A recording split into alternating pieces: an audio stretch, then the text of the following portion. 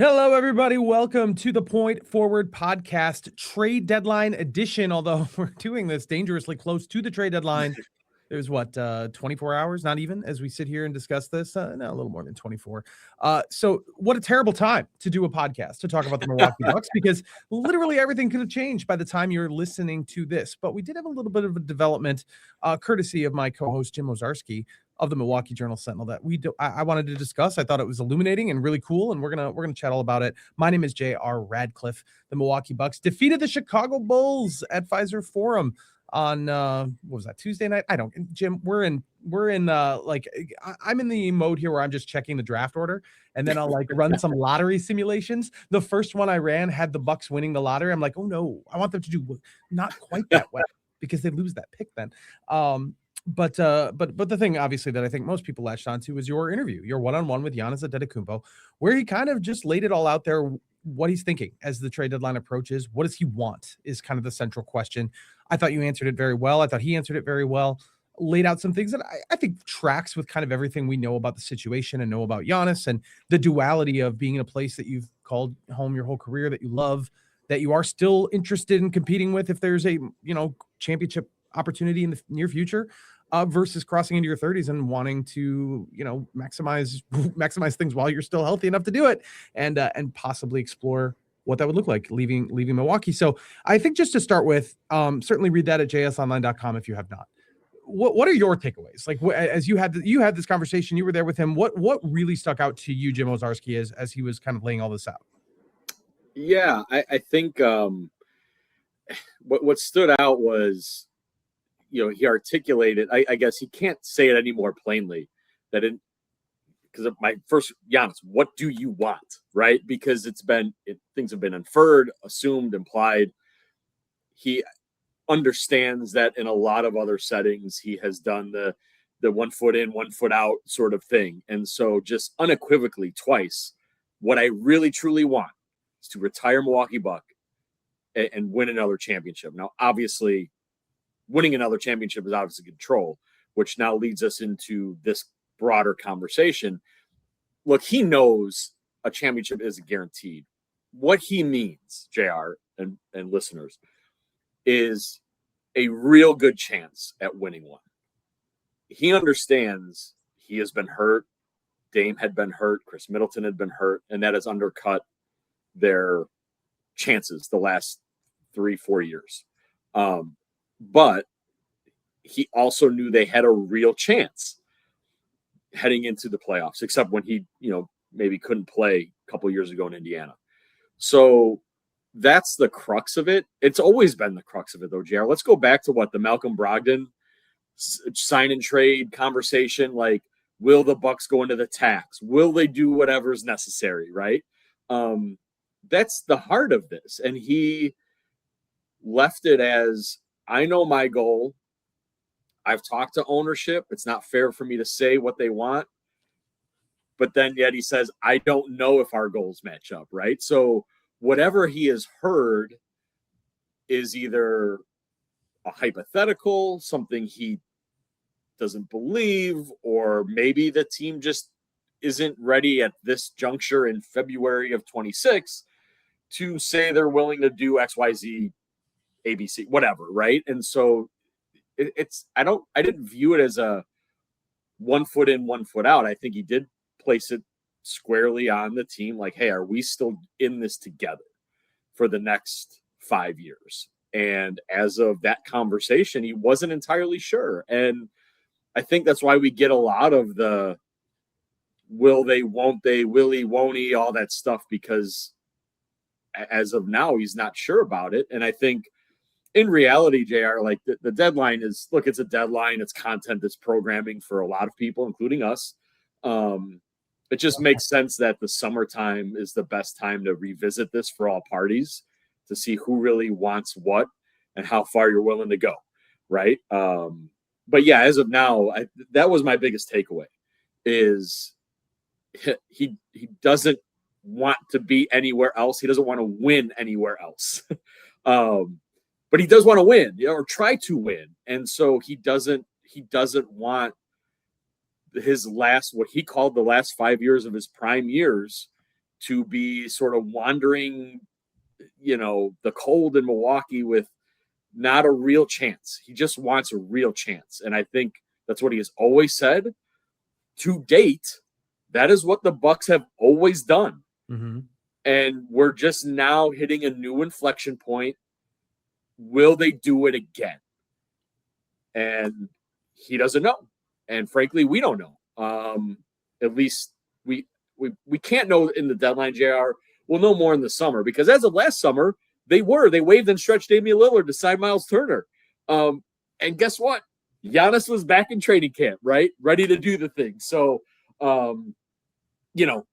it's I know some people might say, oh, it's passing the Bucks to the organization. Well, he's not the owner. He's not the GM. He's not the coach. So, I mean, there's only so much he can control and pressure he can exert to a degree, because ultimately those are all the other true decision makers. You brought that up. They stretched Dame and he was back and ready to go. Before that, when they acquired Dame, he signs that third extension right after they acquired Dame. When they traded for Drew Holiday, he signs the extension right after they trade for Drew Holiday. That timing cannot be altogether a coincidence. He has demonstrated that he's willing to stay and willing to stay if the team is making moves. Now, I want to revisit a question that I asked you on our last podcast, just to sort of put a fine point on it here. Do you think, Jim, as somebody who follows the Bucks, that opportunity exists for them? They're not going to contend for a title this season. Can they just turn around and do it next year? Can they just become a completely different team? Is there a power move that they can make where they reconstitute this team as a championship caliber team? Or are there just way too many moves that have to be made for that to realistically happen already in 2026, 27? No, it's the short answer is yes, they can. There are moves.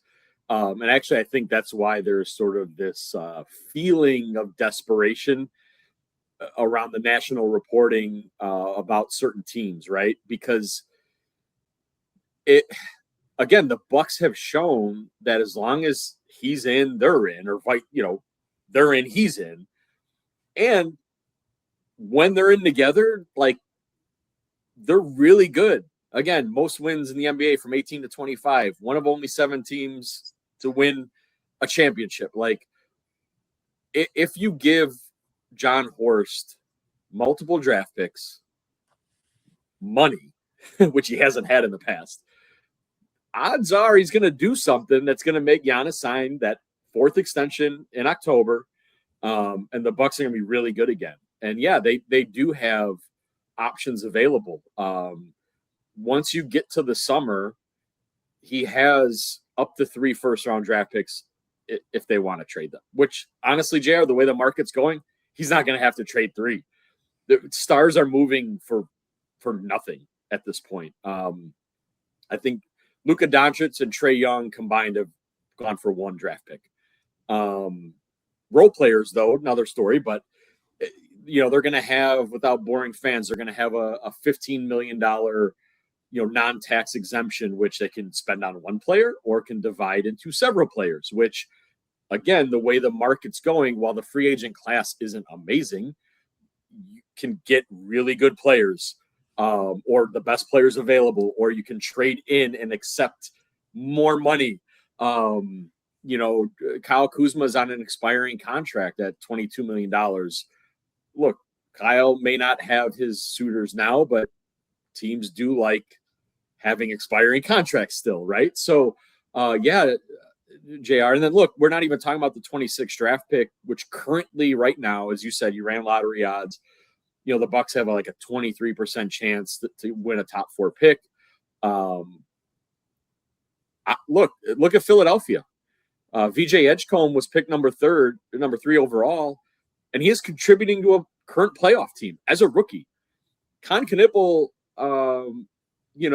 maybe the Hornets are going to sneak into the play-in now because of what some other teams are doing, but you couldn't tell me Con Knippel, if he wasn't drafted by a lucky, playoff team, that he wouldn't be starting and contributing.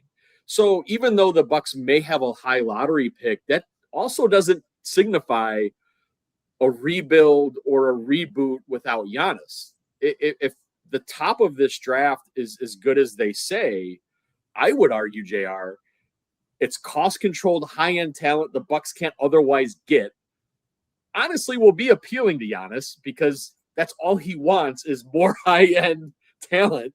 So getting, say, they can't get the number 1 pick because of the swap, but a pick 2 through 4 through 5 through 6, that might bolster their chances, right? Of the plan to keep him. It means they can divert resources to other areas if that type of player comes in this year. So, yeah, JR, the short answer is yes. The long answer is all of that. And again, history has shown Giannis, he's gonna sign the extension in October if they do all of these things. Like, and so it's just a matter of does ownership continue to have the appetite? And honestly, JR, if I'm them, I'm doing intelligence gathering right now because all of these trades they're hearing now are still going to be on the table in summer.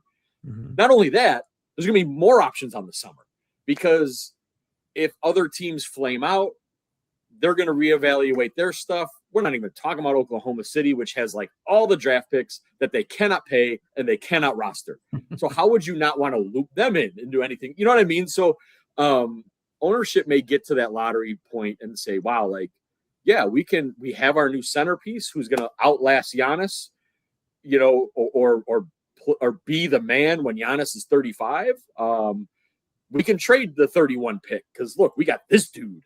Right. So, and I think that's why you see this desperation around the league, JR, because again, you give John Horst money and draft picks. We've seen what he's done, you know, with just draft picks prior to that. Yeah. And the Bucks again have a really nice one that they can't trade in 2026 until we get to draft night because that is still subject to a pick swap. But again, it could so easily be a top 5 pick or top 4 pick. I mean, it would require both the Pelicans and the Bucks to get their names drawn in the lottery. So it requires a little bit of luck for sure, but it's not out of the realm of possibility. The Pelicans are horrible and the Bucks are right now trending towards having a pretty good shot at getting that ping pong ball pulled. And I've never looked at it as like the person they'd rebuild around. It's absolutely somebody that you put next to Giannis and see if that guy can contribute really early on in his career. I guess the question is, so it seems like they're asking for a little bit of patience. This is the year for the Bucks to, if they had to take a step back, to realistically lean into that just a little bit, because they do still have access to what could potentially be a top 10 pick in the upcoming draft. They are, you know, if they stay below that tax apron, they're not going to get the penalties that get associated with a repeater tax issue. So they would have access to one of these exceptions, this roster exception you mentioned earlier, for next season. They are best equipped if things just stay kind of the way they are right now. But the tension there is Giannis going to get impatient? Also, is Giannis going to want to play full bore when he's back from this calf injury? And how much does that serve the player or the team? That has to be considered into it as well. So I guess like, I hear him saying all these things and it sounds like he still wants something. He is maybe a little bit at odds. And I, outside of like painting what you just painted, like we just chill this year. We can build it back. He obviously can't say I need a different teammates because that's kind of what we're talking about. But to me, it reads as I'm still not hearing what I want to hear. And I don't know what else it could be. Like you said, they've stretched Dame. They have no draft picks. They keep trading them. They are working for the now always. So what is different right now? What is causing that impatience? So, well, the impatience in general, he truly outlined finally, which is his age. You know, he gave himself to the age of 36 with like his prime, his highest level of playing. But even he admitted, like, okay, let's just say 36. So I think he's thinking like 35. And it's not, I'm sure other teams feel that way. He's like, maybe I'll be LeBron, maybe I'll have a prime to 40. But he's like, let's be real, right? And he knows superstars. He studies history, JR. LeBron James won his last title at 35. Mm-hmm. Steph was 33. Michael Jordan was 32. Larry Bird was 30. Shaq was 29 as the main player. Shaq won one later in Miami when he was not, you know, like Giannis knows this. This is part of what is like he's got a professional biological clock that is ticking. And so now you ask, So that's the urgency. That's the impatience with him. Now, broadly, what is, look, man, I'm not going to walk it back. What we've said, like the Bucks are 4-14 without him. Like I understand Kevin Porter Jr.'s missed 20 plus games. I understand Taurean Prince has missed the entire season at this point. But they're not like that. That's not acceptable. You know, this roster is not that bad. You can't be losing to the zombie Nuggets twice, especially once at home. You can't. Washington twice, 3 times. You can't lose the and Giannis played a couple of those games. Like there's issues there. Like, is Doc Rivers the guy for this? I mean, he was hired to lead the Big Three to a final. This is not that team anymore.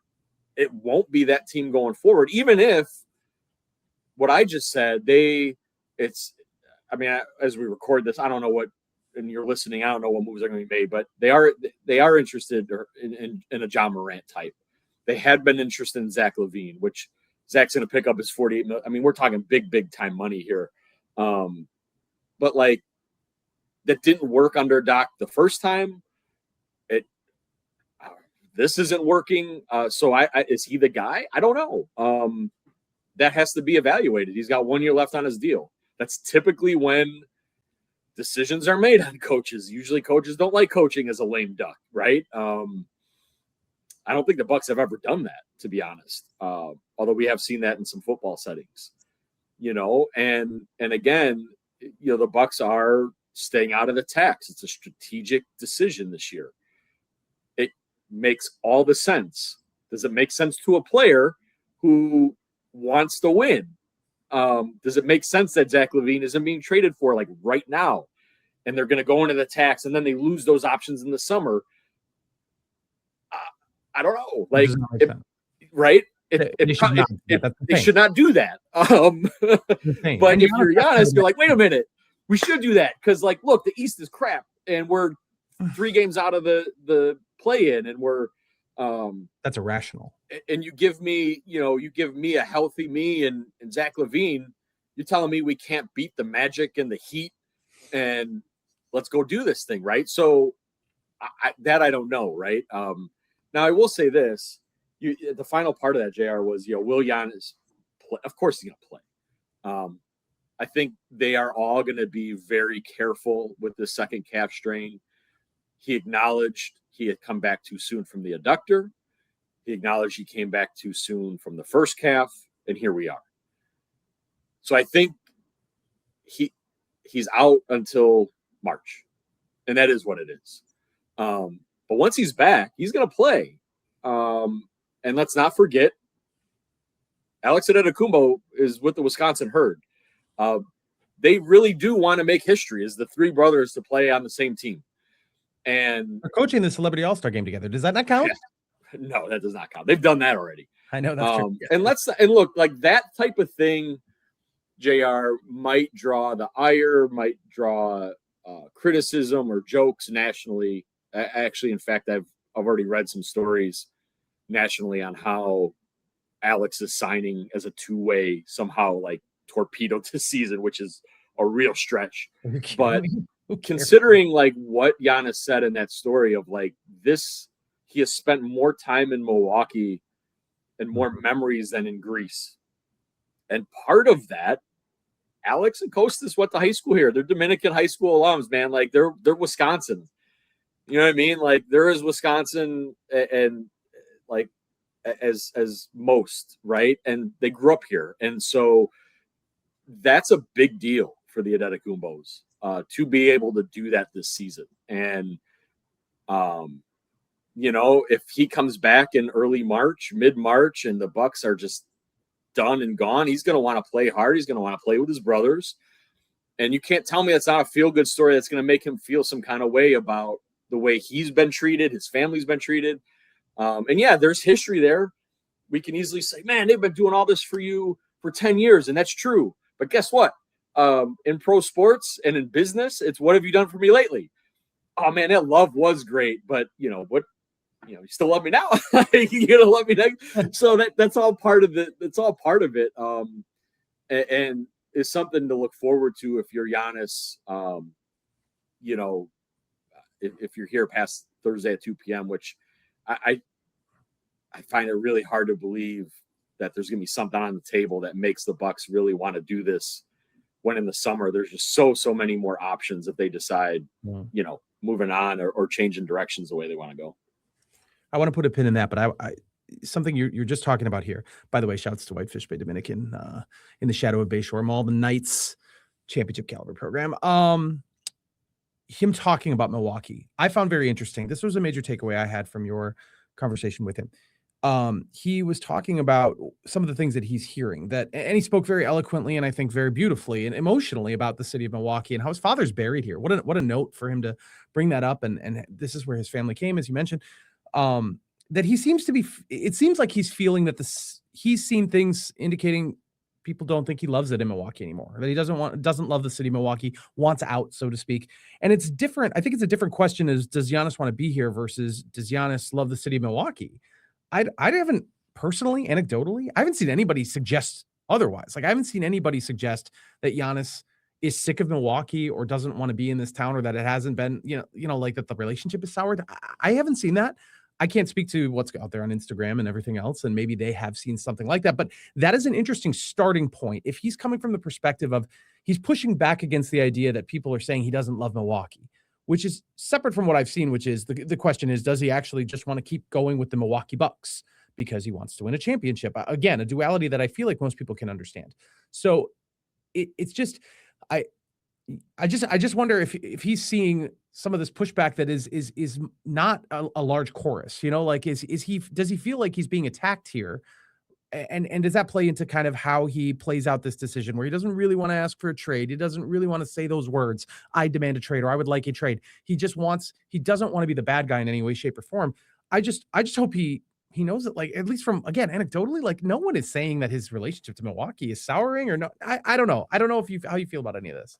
Yeah, I mean, it's a great question. I don't know what he sees or what comes across his. I mean, look, his family's here, like brothers are here. I mean, who knows, right? Who people he cares about, like what they see, what they hear, like, without a doubt, I think the booing thing was interpreted in a certain way, right? And I think, inherently he knows they weren't booing him. Now he would say, I'm on the team. So if you're booing the team, you're booing me. And that's like, he took that, right? I think he inherently knows, like, he wasn't booing the fans, but we didn't get into that specifically, JR, but like you're asking maybe where that clarification is coming from. But also I think he does hear the inference that he wants out. And look, I think that sort of sweeping Giannis wants out of Milwaukee. He's a man of the world, literally. He is a global citizen. And so we can parse it, and he can parse it with like basketball, but like I think he just doesn't want anyone to think it's the city or the fans or the people, right? And because in sports, he inherently understands that all kind of gets woven together. And for him, he doesn't want that to be stretched apart or torn apart or whatever. And there is a difference there. And it's interesting because, he didn't reference this, but you and I both know, fans know, there's a lot of national discourse. It's sort of some like mocking in a way of like, he doesn't want to be a bad guy. He doesn't want to request a trade. Look, I'm sure there's an element of professional perception, right? Like, you have a business, or you have Giannis is beyond all of that, right? Like, this isn't, Jim O hoping to like open a coffee shop down the line. So, I'm not going to say certain things because in like 6 years I want to open up this coffee shop and people come in and they think like Giannis is beyond that, right? Like, like, so I think it's beyond even the bad guy thing. I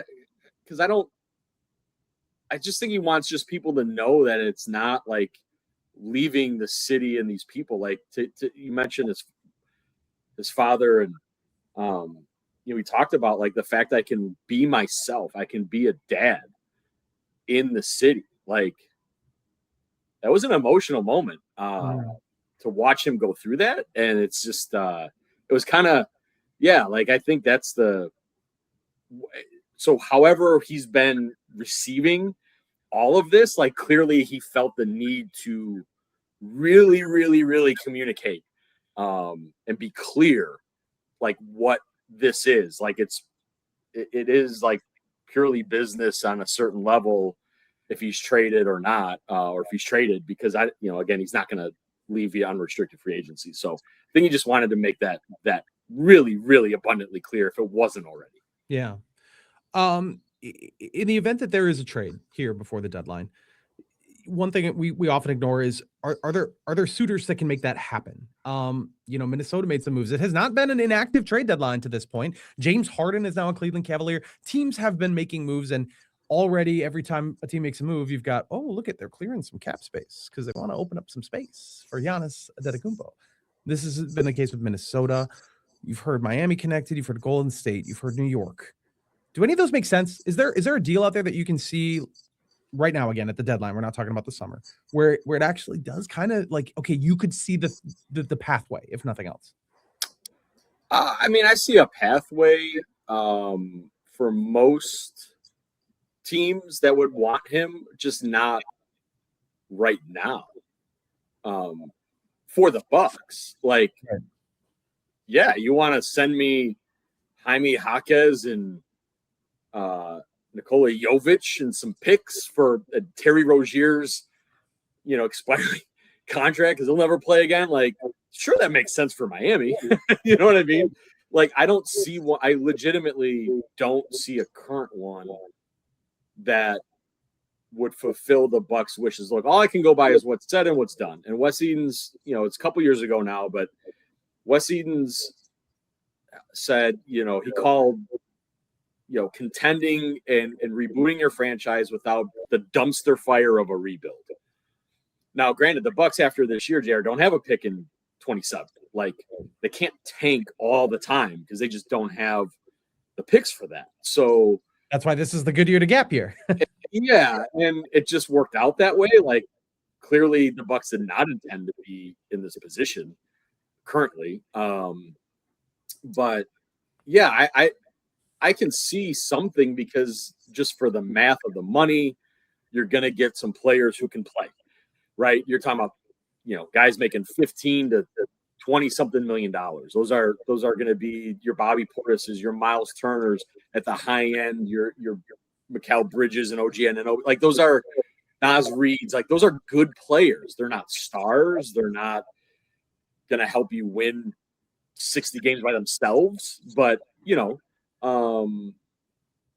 are those the right guys, right? Are guys 29 to 32 where you want to go if you're trading Giannis, who's 31, right? Like, so, I see pathways to name anyone. But at the deadline, JR, I'm not seeing the thing that makes sense coming to the Bucks. And that's who's making the trade. So now I'm not John Horst. I'm not ownership. Maybe they're seeing stuff. Maybe they're seeing something that they really, really like and they really think, is awesome. I can't say that, but I have yet to see anything reported. Now, I will say this. When was the last time we heard John Horst, like, leaks of making a move until it was done? Like, if he's going to do something, it's going to be something nobody saw coming that was not reported. Drew was out of left field. Dame was out of left field. Trading Chris was, he caught a little wind out of Washington maybe just before. So John really doesn't operate out in the open. So I'll leave that also. Like, I don't see a path, but I also don't know maybe what some other real secret conversations are. Yeah, it's gonna be wild when he ends up on like, I don't know. I don't even have the Bulls like would be the surprise team that just like shows up with, especially after they made these trades to give you what you saw at Pfizer Forum on Tuesday night, which is not a very good basketball team. What else are you looking for right now? And it can relate to Giannis as we get to the trade deadline. I mentioned like Minnesota clearing cap space, like made you go a little bit, or at least made me go a little bit. It could be related to other players. Like, are there signs you're looking for, things you're looking for, things you're paying attention to that you think the average fan might be missing or really should be focusing on as we get into to what is it, 2 p.m. deadline on Thursday? Well, look, I mean, as we're recording this, Anthony Davis has been traded to Washington for Chris Middleton and a whole bunch of stuff. Dude, that's breaking news to me. I didn't know that. Washington bringing all the former stars together. Chris Middleton back with Jay Kidd in Dallas. Oh, that's wild. And the 76ers just, got off of Jared McCain because they wanted to duck the tax. Jared McCain's a nice little player. So you're seeing some movement here. And that's what that's all I'll say is like John had an opportunity to trade that 31 or 32 pick this deadline. But I think as the market is gone, picks are currency, picks are value. The Bucks picks out then may mean a lot to teams. But why trade that if you don't have to? Why trade that if you might be able to just make some money for money moves? So I think stuff's gonna move around a lot. Obviously you're talking about Anthony Davis and Chris Middleton already, and a promising young player in Jared McCain. So, stuff's going to happen. Teams are ducking the tax. Toronto needs to get out of the tax. Cleveland is making moves to duck I think they're finally out of the apron, so maybe they're done. But, the Bucks might be able to take advantage because they have about $12 million under the tax line themselves, so they can absorb up to that much more in salary than someone they send out. So maybe it's not Kuz or Bobby Portis, but it's one of these minimum guys. Well, if this other team is wanting to just get off a deal, the Bucks might be able to make a 1-for-1 or 2-for-1 that maybe isn't sexy, but does set them up maybe either a little bit better for next summer, next season, or, I mean, clearly the Bulls are tanking. Maybe Atlanta makes a move to further fall. All of a sudden the Bucks are in the play-in. You know what I mean? And like, you're just there. And this helps you maybe win a couple of games here, get into the playoffs. So yeah, I think if you're a fan watching, I think just watch, these teams that are in the tax and are just maybe looking to get out of it and see if the Bucks can kind of steal the guy. Jaren Jackson, James Harden have been traded already. Yeah, they didn't even mention those. Yeah, in April and May, like legitimately the Bucks could be in the lottery and getting a top 5 pick, or I could see them winning a first round series for the first time in 4 years. I don't think they can go further than that, but you're bringing up the scenario where they like sneak into the play and suddenly I'm like, man, I really don't know what they're going to do. I still don't know, but I have a recommendation personally, Jim, which is get into that lottery, baby. See what you can get, but we'll see. Jim, anything else before I let you go? No, just jsonline.com. If you haven't subscribed, give us a shout. It's worth reading the Giannis piece. A lot of analysis over the last week. More analysis coming. Lori Nichols has been on fire as well. JR, Chris Gray, you guys have all been killing it. So if you haven't subscribed, do that, and that'll carry you through. I'm sure we've got a deal up there that'll carry you through the end of the season, the draft, the off season. And so hopefully, we can get your business long term. But if you're really interested, excited about what's next for the Bucks with Giannis, definitely do that now, and we'll carry you through the summer.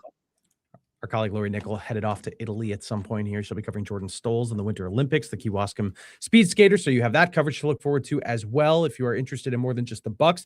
But obviously, like Jim said, keep it here. JSOnline.com and the Point Forward podcast will be back. If we might be back again this week, I don't know. We'll see. We'll see if news allows, and we will see what happens here in the next 24 hours. Thanks for listening, everybody. We'll chat with you again very soon. Bye-bye.